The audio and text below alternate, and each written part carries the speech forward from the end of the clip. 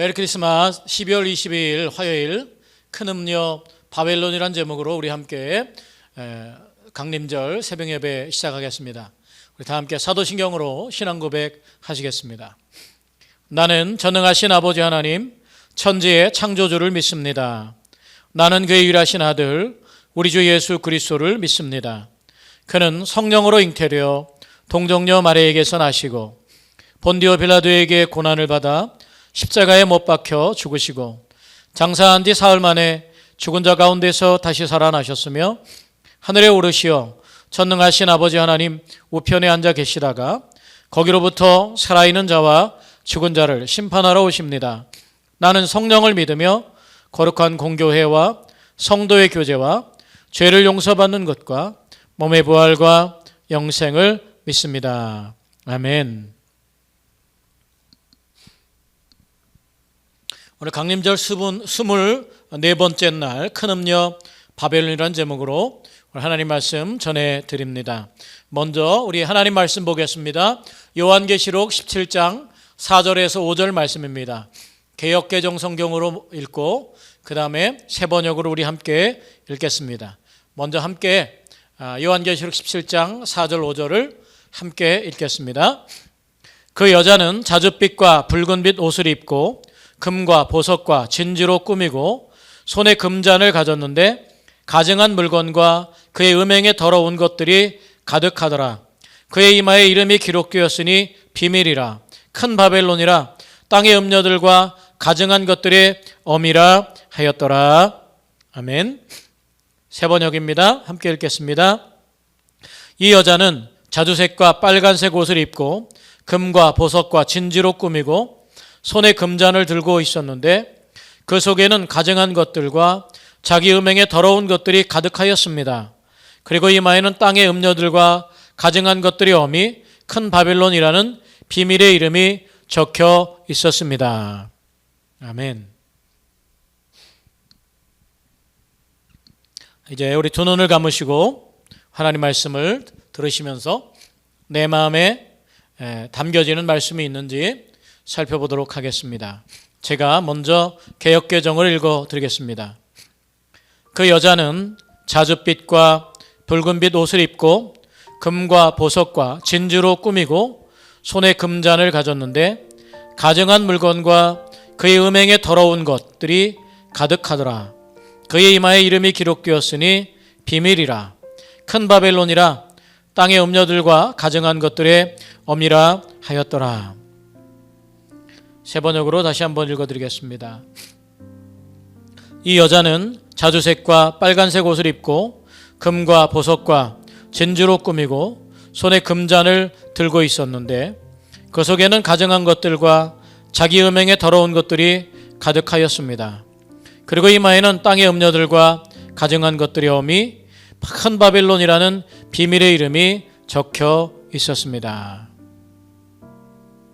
제가 한 번 더 연속해서 읽어드리겠습니다. 그 여자는 자줏빛과 붉은빛 옷을 입고 금과 보석과 진주로 꾸미고 손에 금잔을 가졌는데 가증한 물건과 그의 음행에 더러운 것들이 가득하더라. 그의 이마에 이름이 기록되었으니 비밀이라 큰 바벨론이라 땅의 음녀들과 가증한 것들의 어미라 하였더라. 이 여자는 자주색과 빨간색 옷을 입고 금과 보석과 진주로 꾸미고 손에 금잔을 들고 있었는데 그 속에는 가증한 것들과 자기 음행에 더러운 것들이 가득하였습니다. 그리고 이마에는 땅의 음녀들과 가증한 것들의 어미 큰 바벨론이라는 비밀의 이름이 적혀 있었습니다. 아멘. 우리 잠시 동안 침묵하시면서 말씀을 마음에 담도록 하겠습니다.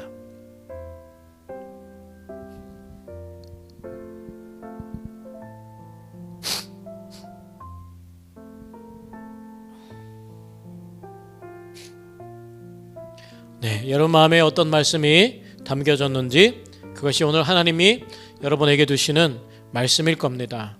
내가 필요한 말씀이 아니라 하나님이 담아주시는 말씀을 우리 마음의 그물에 담고 그 말씀을 생각하시면서 기도하시길 바랍니다. 오늘 강림절 묵상집 23째 날 묵상집 읽어드리겠습니다. 고등학교 때 아주 무서운 선생님이 있었습니다. 조금이라도 흐트러진 학생을 보면 혼쭐 냈지요. 그래서 그 선생님이 다가오면 무조건 피하는 게 상책이었습니다. 맨 먼저 보는 친구가 소리쳐서 알려야 했지요. 그런데 아무개 선생님 떴다 하고 소리치면 누구보다 먼저 선생님이 알아듣게 되겠지요. 어떻게 해야 할까요? 우리는 암호를 썼습니다. 그 선생님이 구부정한 다리로 서 있는 게 펜치 같아서 펜치하고 소리치는 겁니다. 그런데 선생님도 정보통이 있었습니다. 자기를 펜치라고 부른다는 걸 알아차렸지요. 어느 날 선생님이 우리에게 가소롭다는 듯 말했습니다. 나는 펜치라고 부른다며? 내가 콕콕 잘 찝어내니까 무섭지? 한 여인이 앉아 있습니다. 자주색과 빨간색 옷을 입었네요. 금과 보석과 진주로 꾸미고 손에 금잔을 들었습니다. 꽤 품위 있는 귀족 같네요. 자주색 옷은 아주 비쌀 뿐 아니라 아무나 입을 수 있는 게 아니었습니다. 이 여인을 좀 더 알기 위해 다른 모습을 좀 볼까요? 여인은 큰 바다 위에 앉아 있답니다. 7산을 타고 앉았다고도 하는군요. 범상치 않습니다. 이 여인은 누구를 가리키는 걸까요? 그런데 이 여인 이마에 바벨론이라고 적혀 있군요. 자기 이름을 이마에 달고 다니는 여인을 누가 물어보겠습니까? 그렇군요. 그러나 그렇지 않습니다. 큰 바벨론이라는 이름은 그가 누구인지 알려주는 이름이기도 하지만 그가 누구인지 숨기는 이름이기도 합니다. 그 여인은 그 이마에 달고 있는 대로 바벨론입니다. 그러나 정작 이 여인이 가리키는 것은 로마입니다. 로마의 황제입니다. 로마를 바벨론이라고 부르는 이유는 간단합니다. 당시에 로마는 창녀다라고 말했다가는 당장에 보안법에 걸려 치도곤을 당하겠지요. 그렇지만 이미 사라진 바벨론이라고 하면 참 애매합니다. 법망을 잠시나마 피할 수 있겠지요. 이스라엘 백성은 바벨론에 유배당할 때는 바벨론을 이집트라고 부르기도 했습니다. 그런데 로마를 바벨론이라고 부르는 까닭은 그저 박해를 피하려는 꼼수만은 아닙니다. 바벨론은 엄청난 제국이었습니다. 극소수의 포로들로서는 도무지 이길 수 없는 상대이죠. 숙명으로 받아들여야 하는 상대입니다. 그러나 도저히 무너지지 않을 것 같았던 바벨론도 무너졌습니다. 하나님의 심판을 받아서 참담하게 멸망했습니다. 그런데 지금 그들 앞에 로마가 있습니다. 세계를 제패한 무시무시한 제국이지요. 그 황제는 가장 지고한 신의 아들이랍니다. 로마에 굴복하지 않는다면 사라질 수밖에 없습니다. 어떻게 해야 할까요? 그저 노예를 숙명으로 받아들이고 황제를 숭배하면서 살아남는 게 상책 아닐까요? 그러나 아닙니다. 저 로마는 바벨론이기 때문입니다. 바벨론이 그랬던 것처럼 교만한 로마도 이제 곧 하나님의 심판을 받을 것입니다. 지금 저 황제가 입고 있는 자줏빛 옷도 보석도 기름진 음식도 순식간에 화를 입을 것입니다. 잿더미가 되고 말 것이지요. 저들의 금잔은 백성의 고열로 만든 가증하고 더러운 것들로 가득하고 죽임당한 사람들의 원성으로 출렁입니다. 바벨론의 멸망이 닥쳐오고 있습니다. 그러니 바다를 타고 앉은 큰 바벨론에 불과한 로마의 굴복에서는 안 됩니다. 과거 바벨론의 멸망에서 미래 로마의 멸망을 보이기 때문입니다. 암살이라는 영화에서 일제강점기에 독종 친일파였던 이 사람이 해방이 되자 이렇게 소리치지요. 일본이 망할 줄 몰랐다. 로마가 바벨론인 줄 몰랐다. 바로 그 탄식이네요. 네, 오늘 큰 음녀 바벨론이 누구인가? 오늘날 이단 정파들은 기존의 교회들을 큰 음녀라고도 말하기도 합니다. 큰 권력과 힘을 가졌던 로마 정부 아래에서 고통받는 이스라엘 백성들에게 하나의 언어가 있는데 바로 그 바벨론이라는 거죠. 무너졌도다 큰 성 바벨론이요. 그 바벨론을 로마라고 비유함으로 인해서 1차적인 그런 자신들의 내면에 드러내야 될 그런 위험 요소들을 숨기고 그렇게 안전히 보호받는 겁니다. 로마가 망하게 됐다 이렇게 말하는 것보다, 로마가 음녀다 이렇게 말하는 것보다 이미 멸망한 바벨론이 망했다라고 하는 과거사적인 이야기를 통해서 현재를 조명해 비춰봅니다. 그런데 그런 것처럼 오늘 이중 언어로 되어 있는 겁니다. 바벨론이 멸망했던 것처럼 로마가 망한다는 것이죠. 오늘 그리스도인들이 카타콤이나 이렇게 숨어서 예배드리면서 항상 은어를 사용합니다. 제가 전해드린 얘기로는 카타콤에 들어갈 때 그 손바닥에 물고기 모양을 그려주면 그 카타콤에 들어가서 그리스도인 형제인 줄 자매인 줄 서로 아는 표징을 가졌었다고 그럽니다. 물고기가 익두스라는 단어인데, 익두스라는 단어는 예수 그리스도는 하나님의 아들이십니다 라는 단어의 이니셜 맨 앞자를 합치면 바로 그게 익두스라는 물고기라는 단어가 된다고 그럽니다. 오늘 큰 성 바벨론, 큰 음녀 바벨론이라고 말하는 이 바벨론은 현실에 있는 로마인데, 로마를 지적할 수 없기 때문에 그 전에 있던 그런 바벨론, 이미 멸망한 제국을 보는 겁니다. 그러면 이중 언어면서 또 하나는 뭐냐 하면, 바벨론이 멸망했다면 오늘 우리 삶에 있는 고통을 주는 가장 강력한 힘인 로마 또한 바벨론처럼 멸망하게 될 것이다 라는 속에서 바로 비밀을 간직하는 겁니다.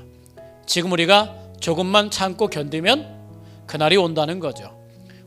오늘을 살아가는 우리들도 조금만 인내하고 참으면 주님이 오실 날을 기대하면서 우리 속에 가진 이 크고 놀라운 비밀, 사도 바울이 말했던 것 같은 놀라운 이 비밀이 우리 안에 있어야 될 줄로 믿습니다. 오늘 우리에게 비밀로 다가오시고, 믿는 사람들에겐 비밀이 아니겠지만 세상에는 비밀이고, 영생을 나눈 사람들에겐 비밀이 아니겠지만 영생을 모르는 사람들에겐 비밀이신 예수 그리스도의 은총이 오늘도 저와 여러분 삶에 풍성하기를 주님의 이름으로 축복합니다. 기도하겠습니다. 하나님 아버지, 감사합니다.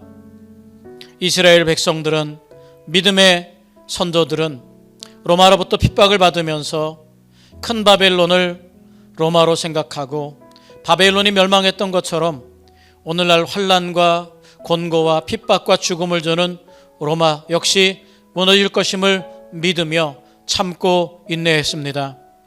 이 세상에서 악한 사람들을 만나고 악한 일을 당하고 믿음으로써 손해보는 모든 일들 뒤에 하나님이 계심을 믿게 하여 주옵시고, 우리 속에 영원한 소망으로 간직되신 비밀이신 예수 그리스도의 비밀을 가장 큰 비밀로 간직하고 오늘을 승리할 수 있도록 도와주시옵소서. 역사를 주관하시고 심판하시는 주님, 바벨론을 심판하신 주님을 찬미합니다. 우리가 교만한 인간의 제국을 두려워하기보다 다만 하나님을 두려워할 수 있는 하나님의 백성 되도록 축복하여 주옵소서. 감사드리며 예수님의 이름으로 기도하옵나이다. 아멘. 주님 가르치신 기도 함께 하겠습니다. 하늘에 계신 우리 아버지, 아버지의 이름을 거룩하게 하시며 아버지의 나라가 오게 하시며 아버지의 뜻이 하늘에서와 같이 땅에서도 이루어지게 하소서. 오늘 우리에게 일용할 양식을 주시고 우리가 우리에게 잘못한 사람을 용서하여 준 것 같이 우리 죄를 용서하여 주시고 우리를 시험에 빠지지 않게 하시고 악에서 구하소서. 나라와 권능과 영광이 영원히 아버지의 것입니다. 아멘.